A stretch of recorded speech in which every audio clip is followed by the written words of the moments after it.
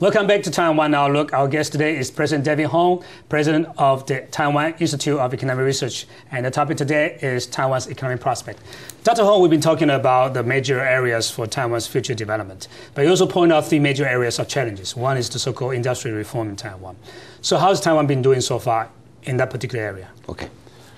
We are, including the government and the private sector, we are all devoting our effort in that direction, try to reform. Yeah. To reform in what way? To reform in pursuing a very highly linkage production chain. Yeah. Start from R&D, innovation, designing, production, sales distribution, yeah. Networking, and financing, and branding.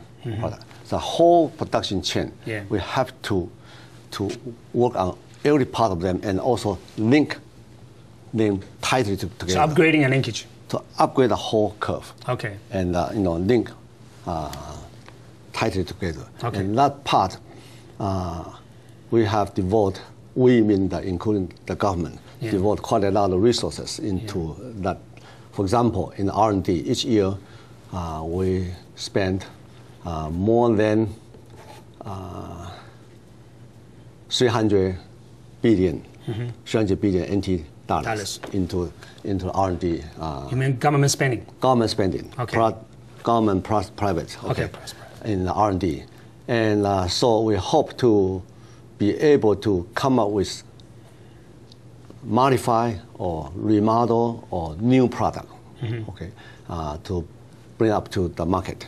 Any particular area, or you just want biotech, infotech, or whatever? Well, because the IT is the major sector of our industry right now. Therefore, we spend quite a lot of effort and resources in that area. Actually, about 90% of R&D budget were allocated to manufacturing sector. And that part, I do have some concern about that, because the service sector represents about 73% GDP. Yeah. However, service sector R&D only take about 10% of the research overall. Yeah. And even the service sector need R&D, innovation too. We cannot keep doing the old-fashioned type of the services business, right? And so innovation, we emphasize a lot. Yeah. But in order to become a so-called innovative or knowledge-based economy, let's use the term, there are a lot of requirements, conditions. Number one, we should have very good national innovation system. That's right. Number two, we should have very good venture capital market. Number three, we should have very good hardware, software, IT sector. Yeah. Hardware, we are very good, very strong. Software, not quite strong. And we should have very good government efficiency. That's right. And number five is a very good living condition.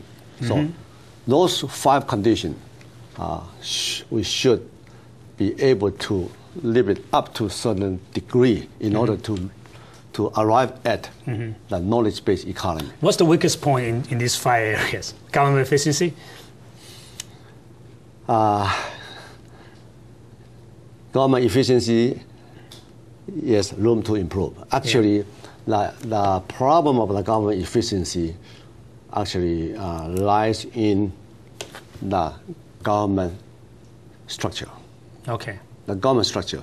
We are a little bit kind of over government. Yeah. A small island like this. We have how many ministries? Ministry, and quite a lot of development projects. You need a coordination among different ministries. Yeah. And that coordination takes a lot of effort. Yeah, that's right.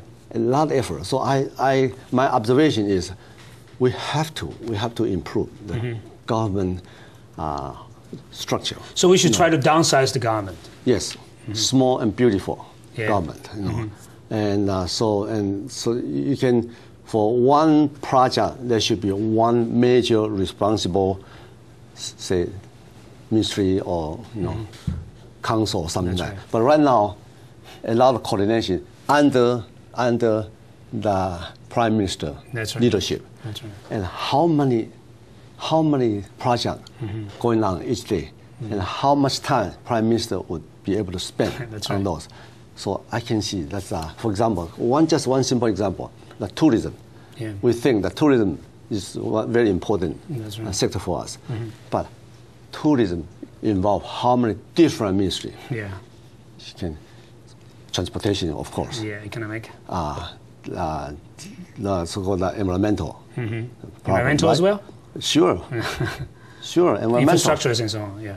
Not just infrastructure, environmental, because the tourists coming to Taiwan, they certainly like to know whether everywhere is clean, and the food safety, and that would be health safety, health problem, and about antique protection, right? And for people, we cannot just bring them to the Paris Museum, but next day where to go? Yeah. So it involves many aspects of the government, and so need a coordination. But who can coordinate the Prime Minister? But how much time does he have? Yeah, that's right. So that's what I mean is that the government structure should be downsized. Should be reformed, restructured. How about the private sector? Do you think our private sectors are competitive enough in this global world? I think our private sector actually are quite competitive, except a small minor area is the SME. Because our SME, small and medium-sized enterprise, because they are small, so their resources is limited. And one thing important to them is to know what's happening, because we are open economy, so the external sector to us is very important. Export is very important too. So a lot of SME also are exporting their product too. But without a very good grasp of the world market, what's going on, the fashion, what's going on the consumer mind, changing in what direction, you have to capture all those kind of tendencies first, right? So information collection, the government can help. The government can spend just a little bit money, resource, and can correct a lot of those kind of information and pass that to the SME, and that would help. But the key issue is whether we should continue to depend on the SMEs for Taiwan's economy. Because over the years, the Taiwan's economic miracle is actually based upon many SMEs. But now people suggest that maybe we should try to build up conglomerates, multinational corporations and so on. What's your take on that?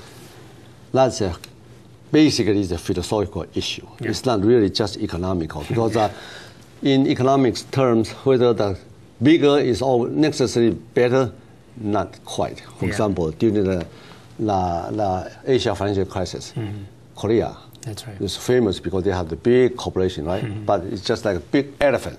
When you fall down, it's very hard to get up again. We are just a little mouse, right? Not an SME. We're so active, and we can turn around so quickly. So it's good in some timing and bad in some timing. So not necessarily absolutely good or bad. But to us, I think our cultural background is really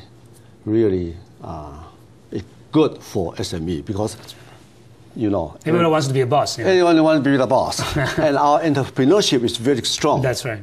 And so based on that, then you let those SME to develop. Then the government or the society can build up really good infrastructure, both hardware and software, law and regulation, etc. A good market for the private sector, for the SME to. That's right.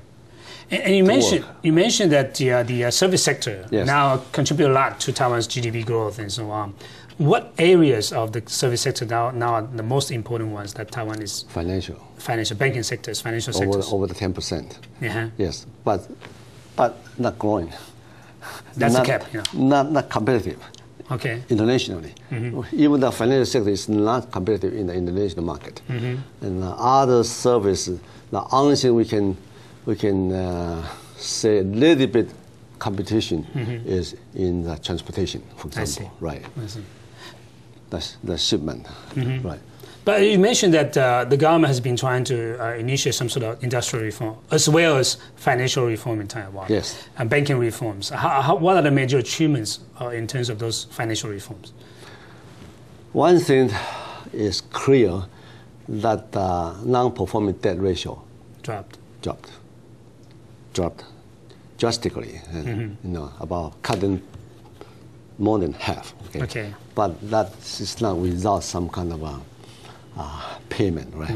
We pay for those. That's right. But at least now the non-performing debt ratio is lower. Okay? Now, next step is so-called the second stage of the reform, right? Financial reform. Want to go through the M&A, merger acquisition, try to cut down the number of the financial institution, so we can try to build up the economy of scale, be more competitive. But that part should rely on the market. That's right. Because the market will call for that, through time.